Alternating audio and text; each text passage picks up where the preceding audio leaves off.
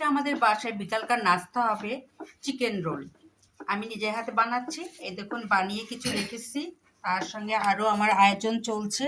এই যে এগুলো আমি বানাবো ধীরে ধীরে। আমি আটা ময়দা আমি করেছি রেডি, আয়োজন চলছে বানানোর।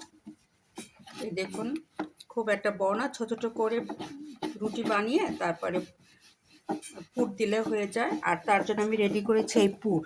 এটার মধ্যে আছে গাজর, ফুলকপি, পাতাকপি, আর তার সঙ্গে আছে হলো বরবটি, আর এর সঙ্গে দিয়েছি আমি চিকেন সব কিছু দিয়ে মশলা রাখছি। গরুর মাংস যা যা মশলা, সেই মশলা দিয়ে এটা আমি রেডি করেছি।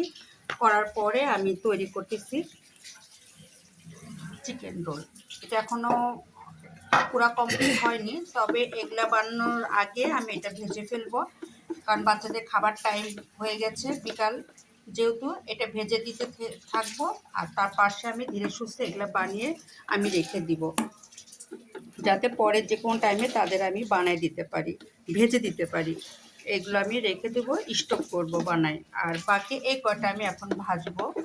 আমরা মানুষ হলো 5 জন, আর এগুলো সাধারণত বাচ্চারা একটু বেশি খায়, এই জন্য এতগুলো সবই ভাজবো। সাথে আমার মা আছে, মা সহ 5 জন। তো আজকে আমার বিকালকার নাস্তা হবে চিকেন রোল। এখানে রাখলাম। আল্লাহ হাফেজ।